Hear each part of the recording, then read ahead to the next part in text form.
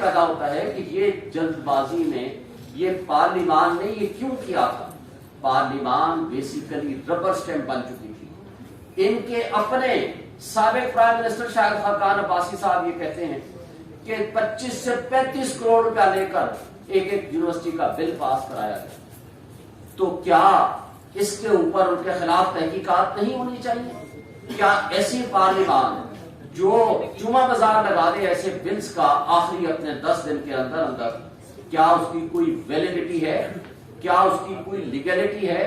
کیا اس کی کوئی کانسٹیٹیوشنل ویلیو ہے؟ میں سمجھتا ہوں کہ اس کے اوپر بھی تحقیقات ہونے کی ضرورت ہے.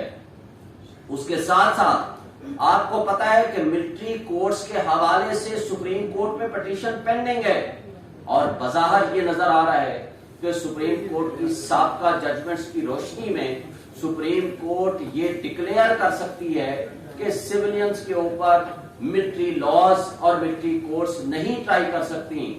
لہذا یہ سیولین سپریمیسی کے بھی خلاف ہے.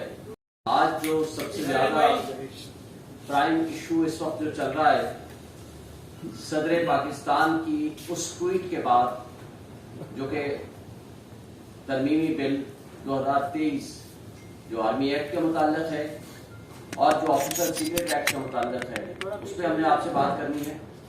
اور دوسرا آسپیکٹ سائفر والے معاملے پہ ہم نے آپ سے بات کرنی ہے. اور پہلے موضوع پہ اگر ہم آئیں تو آئین کے آرٹیکل 75 کے تحت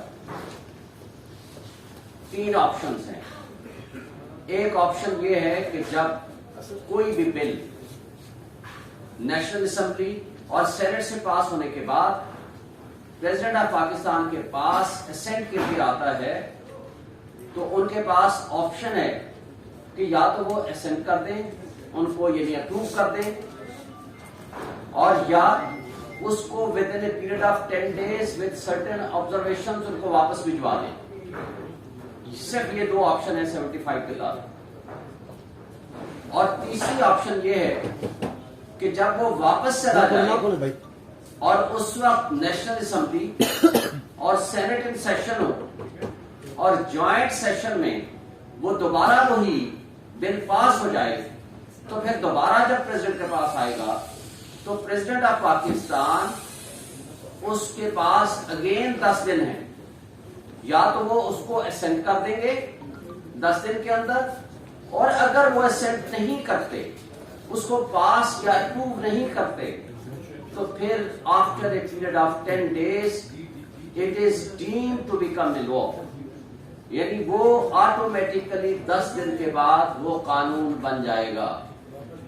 جبکہ یہاں اگر پہلی صورت ہو، یعنی نہ تو انہوں نے اس کو ریٹرن کیا فرض کریں، نہ ہی اس کو دستخط کیے، تو وہ قانون نہیں بنے گا جب تک دوبارہ ریکنسیڈریشن کے لیے نہ بھیجا جائے.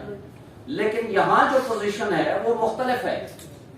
یہاں پریزیڈنٹ آف پاکستان نے، جو کہ آئینی سربراہ ہیں، پارلیمان کا وہ حصہ ہیں اور وہ supreme commander of the army ہیں، اس وقت سب سے بڑی پوزیشن جو ہے وہ پریزیڈنٹ آف پاکستان کی ہے. لہذا جب اس نے ٹویٹ کر دیا، اس نے یہ واضح کر دیا کہ اس نے اپنے سٹاف کو یہ کہہ دیا کہ اس بل کو، ان دونوں بلز کو، ترمیمی بل آرمی ایکٹ والا، ترمیمی بل آفیشل سیکرٹ ایکٹ والا، کہ ان دونوں کو واپس بھیج دیا جائے. اور نہ صرف واپس بھیجنے کا کہا ایک دفعہ، بلکہ ٹائم اینڈ اگین ان سے پوچھا، اور ان کا سٹاف ان کو بتاتا ہے کہ ہاں جی ہم نے کمپلائی کر دیا آپ کے آرڈر کو. لیکن بدقسمتی سے اور بڑے افسوس سے کہنا پڑتا ہے کہ کل پورے میڈیا نے یہ چلایا اور اس کی تصویر کے ساتھ پریزیڈنٹ آف پاکستان کی کہ انہوں نے ان دونوں بلز کے اوپر دستخط کر دیے ہیں. میں آپ سے سوال کرتا ہوں، سب سے پہلا، کیا یہ کس نے ان کو انفارمیشن دی میڈیا کو کہ جناب یہ دستخط ہو چکے ہیں؟ اور میڈیا کا کیا وہ سورس تھا، کیا اس کی اتھینٹسٹی رہ گئی ہے کہ وہ ایسے سٹیٹمنٹ جاری کر دیں اور سارے جو میڈیا ہاؤسز ہیں وہ اس کو کاپی کریں اور یہ کہیں کہ جناب الوی صاحب نے اس پہ دستخط کر دی، حالانکہ انہوں نے دستخط نہیں کر دیے. اور آج بھی گورنمنٹ، موجودہ جو گورنمنٹ ہے اس نے اس کو سرٹیفائی کیا ہے کہ صدر الوی صاحب نے، پریزیڈنٹ آف پاکستان نے اس پہ دستخط نہیں کیے، اس کی اسینٹ نہیں دی. جب اس کی اسینٹ نہیں دی تو پھر وہ ایکٹ کیسے بن گیا؟ اب وہ تصور کیا کر رہے ہیں؟ وہ تصور یہ کر رہے ہیں کہ چونکہ انہوں نے 10 دن کے اندر اندر اس کو ریٹرن نہیں کیا لہذا وہ آٹومیٹکلی لا بن گیا. پہلی بات تو یہ ہے کہ یہ آئین کی رول 75 کے خلاف ہے. لیکن دوسری بات پہ ہم آتے ہیں کہ جب اس نے اپنے پرنسپل سٹاف آفیسرز کو، اپنے سٹاف کو یہ کہہ دیا کہ اس کو ریٹرن کر دیں، تو میننگ دیئر بائی کہ ان کی انٹینشن، ان کی advice that should be treated as sufficient, meaning thereby that has not become a law. تو لہذا یہ گورنمنٹ آف پاکستان کی ذمہ داری ہے کہ آئینی سربراہ صدر مملکت کی اس ایڈوائس اور اس کلیریفیکیشن کے بعد اس ایکٹ کو اور اس نوٹیفیکیشن کو withdraw کریں. اور اگر وہ نہیں کرتے ہیں تو ہم پی ٹی آئی کی کور کمیٹی کے فیصلے کے مطابق اس کو فوری طور پر ہم سپریم کورٹ میں چیلنج کریں گے. اور انشاءاللہ تعالی ہم یہ سمجھتے ہیں کہ یہ قانون آئین کے متصادم ہے، یہ قانون جاری نہیں رہ سکتا، یہ کورم نان جوڈس ہے، وداؤٹ lawful authority ہے. It has no legal value in the eye of law. It should be declared as such اور اس کو فوری طور پر ختم ہونا چاہیے. اب اس میں ایک سوال یہ پیدا ہوتا ہے کہ یہ جلد بازی میں یہ پارلیمان نے یہ کیوں کیا تھا؟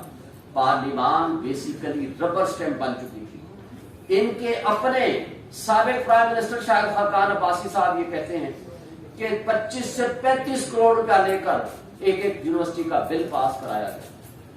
تو کیا اس کے اوپر ان کے خلاف تحقیقات نہیں ہونی چاہیے؟ کیا ایسی پارلیمان جو چوما بازار لگا دے ایسے بلز کا آخری اپنے 10 دن کے اندر اندر، کیا اس کی کوئی ویلیڈیٹی ہے؟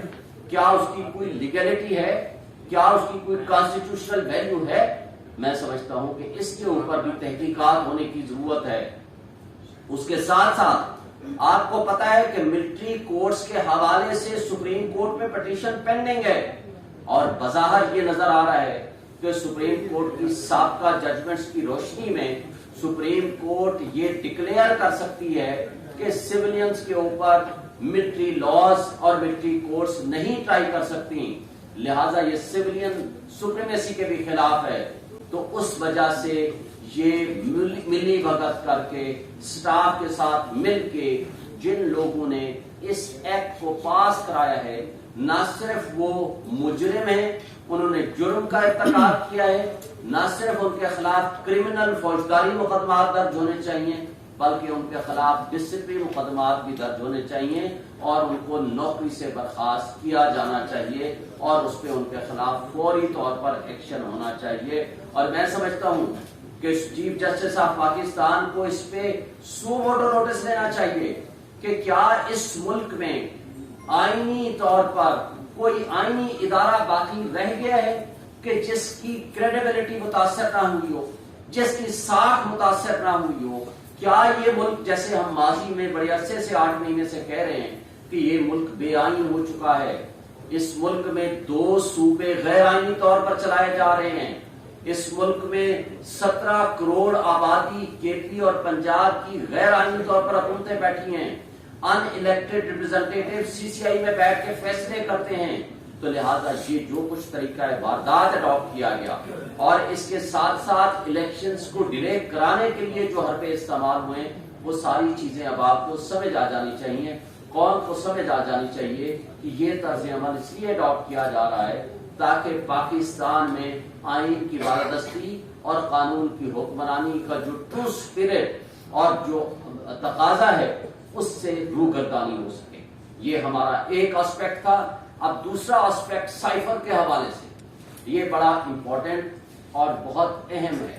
ایک بات تو آپ کو بتا دیں